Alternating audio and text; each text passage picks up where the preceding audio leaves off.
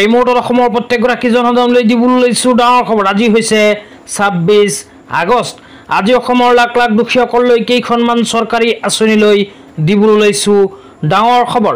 তো যিসকল দুখীয়া মানুহে ভিডিঅ'টোত ক্লিক কৰিছে অনুগ্ৰহ কৰি ভিডিঅ'টো স্কিপ নকৰি প্ৰথমৰ পৰা শেষলৈ চাই থাকিব, কিয়নো এইটো ভিডিঅ'ৰ মাজত আত্মনিৰ্ভৰ অসম আঁচনিৰ পৰা আৰম্ভ কৰি আত্মসহায়ক গোটৰ মহিলাসকলক 10,000কৈ টকা প্ৰদানক লৈ কেইখনমান নতুন খবৰ আপোনালোকক প্ৰদান কৰিম। তো অনুগ্ৰহ কৰি ভিডিঅ'টো স্কিপ নকৰি প্ৰথমৰ পৰা শেষলৈ চাব, আৰু মোৰ চেনেলত নতুন হ'লে প্লিজ চেনেলটো ছাবস্ক্ৰাইব কৰি মোৰ লগত থাকিব। তো বলক ভিডিঅ'টো আৰম্ভ কৰি আজি প্ৰথমটো গুৰুত্বপূৰ্ণ খবৰ বিষয়ে বিস্তাৰিত জানি লওঁ। তো আজি প্ৰথমটো গুৰুত্বপূৰ্ণ খবৰ হ'ল আত্মনিৰ্ভৰ অসম আঁচনিলৈ। তো আপোনালোকক এটা ৰিকুৱেষ্ট কৰিছোঁ, ভিডিঅ'টো ভাল লাগে যদি অনুগ্ৰহ কৰি শ্বেয়াৰ কৰি দিব। তো আপোনালোকে মোবাইল স্ক্ৰীনত চাব পাৰিছে আত্মনিৰ্ভৰ অসম আঁচনিলৈ এনেকৈ এখন আপডেট ইতিমধ্যে আমাৰ হাতত আহি পৰিছে। তো ইয়াতে কি লিখা আছে বিতংভাৱে পঢ়ি আপোনালোকক শুনাই দিছোঁ, তো অনুগ্ৰহ কৰি চাই থাকিব। তো ইয়াতে লিখা আছে অসম চৰকাৰৰ সপোন আত্মনিৰ্ভৰ অসম, যুৱ উদ্যোগীৰ কাষত ৰাজ্য চৰকাৰ। আত্মনিৰ্ভৰ অসম অভিযানৰ অধীনত 30,000 যুৱ উদ্যোগীক ছেপ্টেম্বৰত প্ৰদান কৰা হ'ব প্ৰাৰম্ভিক কিস্তি হিচাপে 1 লাখকৈ টকা।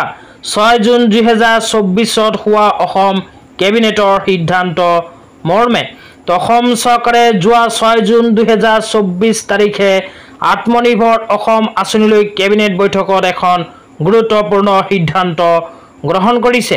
অসম চৰকাৰৰ সিদ্ধান্ত অনুযায়ী যিসকল যুৱ উদ্যোগীয়ে মুখ্যমন্ত্ৰী আত্মনিৰ্ভৰ অসম অভিযান আঁচনিত আবেদন কৰিছিল সেইসকল যুৱ উদ্যোগীৰ ভিতৰত 30,000 যুৱ উদ্যোগীক অহা ছেপ্টেম্বৰ মাহত প্ৰথম কিস্তি হিচাপে প্ৰদান কৰিব 1 লাখকৈ টকা। তো আপোনালোকৰ পৰিয়ালৰ কোনো সদস্যই যদি এইখন আঁচনিত আবেদন কৰিছিল তেন্তে এইটো ভিডিঅ'ৰ কমেণ্ট বক্সত কমেণ্ট কৰি জনাই দিবলৈ নাপাহৰিব। তো এতিয়া আপোনালোকক দিবলৈ লৈছোঁ আজি দ্বিতীয়টো খুবেই গুৰুত্বপূৰ্ণ খবৰ। তো আজি দ্বিতীয়টো গুৰুত্বপূৰ্ণ খবৰ হ'ল PM সূৰ্য ঘৰ আঁচনিলৈ। তো আপোনালোকে মোবাইল স্ক্ৰীনত চাব পাৰিছে অসমৰ মুখ্যমন্ত্ৰী ডাঙৰীয়াই কেইদিনমান আগত এনেকৈ এখন আপডেট প্ৰদান কৰিছে। তো ইয়াতে লিখা আছে প্ৰধানমন্ত্ৰী সূৰ্য ঘৰ হৈছে এক অভিলাষী সংযোজন, নৱীকৰণযোগ্য শক্তিৰ ব্যৱহাৰে এক সুন্দৰ ভৱিষ্যতৰ ইংগিত বহন কৰিছে। এই পদক্ষেপে বিদ্যুতৰ খৰচ নিশ্চিতকৈ ৰাহি কৰিব আৰু সেইবাবে মানুহে উৎসাহেৰে সৌৰ পেনেল স্থাপন কৰিছে। অসমে শেহতীয়াকৈ এই আঁচনিৰ বাবে ৰাজ্যিক ৰাজসাহায্য হিচাপে 28 লাখ টকা মুকলি কৰি দিছে। এই সুদূৰ প্ৰসাৰী পদক্ষেপেৰে আমি এখন সেউজ আৰু বহনক্ষম ৰাজ্য হিচাপে গতি কৰি আছোঁ। তো যিসকল মানুহে PM সূৰ্য ঘৰ আঁচনিত আবেদন কৰিছিল সেইসকল মানুহক অসম চৰকাৰ তথা ভাৰত চৰকাৰে প্ৰদান কৰা আৰম্ভ কৰিছে সৌৰ পেনেল। তো যিসকল মানুহে প্ৰধানমন্ত্ৰী সূৰ্য ঘৰ আঁচনিত আবেদন কৰি সৌৰ পেনেল স্থাপন কৰিব সেইসকল মানুহক অসম চৰকাৰ তথা ভাৰত চৰকাৰে প্ৰদান কৰিব আৰ্থিক সাহায্য। তো যিসকল মানুহে PM সূৰ্য ঘৰ আঁচনিত আবেদন কৰিছিল সেইসকল মানুহক আৰ্থিক সাহায্য প্ৰদানৰ লক্ষ্যৰে অসম চৰকাৰে কেইদিনমান আগতে মুকলি কৰিছে 28 লাখ টকা। তো আপোনালোকে যদি এইখন আঁচনিত আবেদন কৰিছিল তেন্তে এইটো ভিডিঅ'ৰ কমেণ্ট বক্সত কমেণ্ট কৰি জনাই দিব।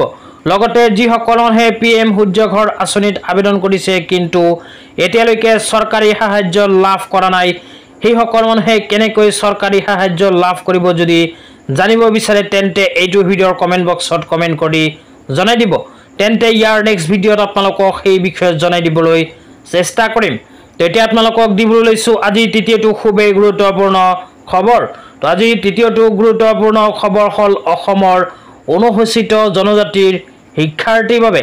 তো অসম চৰকাৰে অসমৰ অনুসূচিত জনজাতিৰ শিক্ষাৰ্থীৰ বাবে আৰম্ভ কৰিছে এখন শিক্ষাবৃত্তি আঁচনি। তো এইখন আঁচনিত কোনবোৰ শিক্ষাৰ্থীয়ে আবেদন কৰিব পাৰিব অনুগ্ৰহ কৰি জানিব বিচাৰিলে ভিডিঅ'টো স্কিপ নকৰি চাই থাকিব। তো ইয়াতে লিখা আছে অনুসূচিত জনজাতিৰ শিক্ষাৰ্থীৰ বাবে শিক্ষাবৃত্তি 2024-25। প্ৰথমে কোৱা হৈছে প্ৰাক মেট্ৰিক বৃত্তি। তো যিসকল শিক্ষাৰ্থীয়ে নৱম আৰু দশম শ্ৰেণীত পঢ়ি আছে সেইসকল শিক্ষাৰ্থীয়ে যদি এইখন শিক্ষাবৃত্তিত আবেদন কৰিব বিচাৰে তেন্তে কি যোগ্যতাৰ প্ৰয়োজন হ'ব এতিয়া আপোনালোকক পোনপটীয়াকৈ জনাই দিছোঁ। তো যোগ্যতাৰ ভিতৰত 1 নম্বৰতে কোৱা হৈছে পৰিয়ালৰ বাৰ্ষিক উপাৰ্জন 2,50,000 টকা পৰ্যন্ত হ'ব লাগিব যদিহে এইখন শিক্ষাবৃত্তিত কৰিব বিচাৰে আবেদন।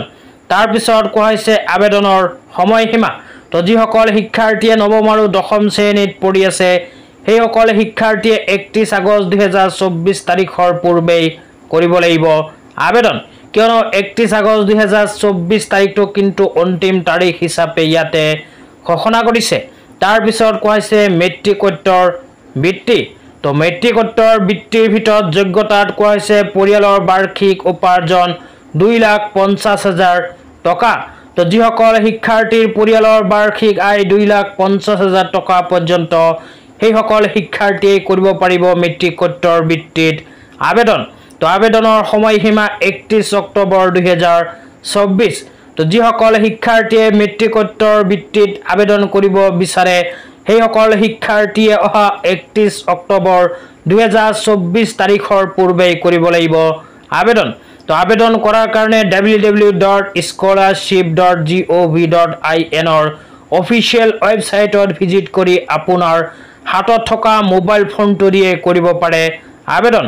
তো আবেদন সম্পৰ্কে যদি জানিব বিচাৰে তেন্তে এইটো ভিডিঅ'ৰ কমেণ্ট বক্সত কমেণ্ট কৰি জনাই দিবলৈ নাপাহৰিব। তেতিয়া আপোনালোকক দিবলৈ লৈছোঁ আজি চতুৰ্থটো খুবেই গুৰুত্বপূৰ্ণ খবৰ। অনুগ্ৰহ কৰি ভিডিঅ'টো স্কিপ নকৰি চাই থাকিব। তো আজি চতুৰ্থটো গুৰুত্বপূৰ্ণ খবৰ হ'ল চৰকাৰী চাকৰিয়ালসকলৰ বাবে। তো চৰকাৰী চাকৰিয়ালসকলৰ বাবে এনেকুৱা এখন আপডেট আমাৰ হাতত আহি পৰিছে। তো ইয়াতে লিখা আছে এতিয়াৰ পৰা অসম চৰকাৰে সিদ্ধান্ত গ্ৰহণ কৰিছে যে মৃত চৰকাৰী কৰ্মচাৰীসকলৰ বাবে অনুকম্পামূলক অনুদান 80:20 বিতৰণ কৰা হ'ব।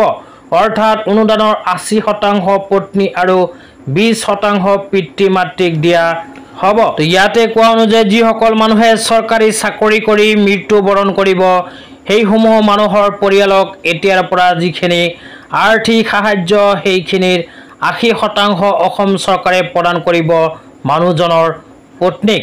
তো ইয়াৰ বিপৰীতে পিতৃ মাতৃক প্ৰদান কৰিব 20%।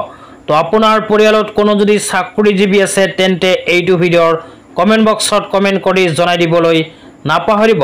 লগতে আপোনালোকে আৰু কোনটো বিষয়ে জানিব বিচাৰে সেয়াও কিন্তু এইটো ভিডিঅ'ৰ কমেণ্ট বক্সত কমেণ্ট কৰি জনাই দিবলৈ নাপাহৰিব। তো এইটো ভিডিঅ'ৰ কমেণ্ট বক্সত কমেণ্ট কৰি যদি আপোনালোকে জনাই দিয়ে তেন্তে ইয়াৰ নেক্সট ভিডিঅ'ত আপোনালোকক সেই টপিকত জনাই দিবলৈ চেষ্টা কৰিম। তেতিয়া আপোনালোকক দিবলৈ লৈছোঁ আজি পঞ্চমটো খুবেই গুৰুত্বপূৰ্ণ খবৰ। অনুগ্ৰহ কৰি ভিডিঅ'টো স্কিপ নকৰি চাই থাকিব। তো আজি পঞ্চমটো গুৰুত্বপূৰ্ণ খবৰ হ'ল আত্মসহায়ক গোটৰ মহিলাসকলৰ 10,000কৈ টকা প্ৰদানক লৈ। তো যিসকল মহিলাই নিজৰ বেংক একাউণ্টত 10,000কৈ টকা পোৱাৰ বাবে অপেক্ষা কৰি আছে সেইসকল আত্মসহায়ক গোটৰ মহিলাক অসম চৰকাৰে কেতিয়া 10,000কৈ টকা প্ৰদান কৰিব এই বিষয়ত অসমৰ মাননীয় মুখ্যমন্ত্ৰী ডাঙৰীয়াই কি কৈছে এইটো ভিডিঅ'ৰ মাজত বিতংভাৱে আপোনালোকক জনাই আছোঁ। অনুগ্ৰহ কৰি ভিডিঅ'টো স্কিপ নকৰি চাই থাকিব। অসমৰ মুখ্যমন্ত্ৰী ডাঙৰীয়াই কোৱা অনুযায়ী যিসকল আত্মসহায়ক গোটৰ মহিলাসকলে 10,000কৈ টকা পোৱাৰ বাবে মুখ্যমন্ত্ৰী মহিলা উদ্যমিতা অভিযান আঁচনিৰ ফৰ্ম ফিল-আপ কৰি জমা দিছে সেইসকল আত্মসহায়ক গোটৰ মহিলাসকলৰ ফৰ্ম ভেৰিফিকেশ্যনৰ কাম অসম চৰকাৰে ইতিমধ্যে আৰম্ভ কৰিছে। লগতে যিসকল যোগ্য হিতাধিকাৰী সেইসকল যোগ্য হিতাধিকাৰীক অসম চৰকাৰে পৰ্টেলত নাম অন্তৰ্ভুক্ত কৰিব। তো পৰ্টেলত নাম অন্তৰ্ভুক্ত হোৱাৰ পিছত 2-1 মাহৰ ভিতৰতে সোমাই যাব বেংক একাউণ্টত 10,000কৈ টকা। তো আজি ইমানেই। ভিডিঅ'টো চাই কেনে পালে নিশ্চয় কমেণ্ট বক্সত কমেণ্ট কৰি জনাই দিব। লগতে মোৰ চেনেলত নতুন হ'লে চেনেলটো ছাবস্ক্ৰাইব কৰি মোৰ লগত থাকিব। তো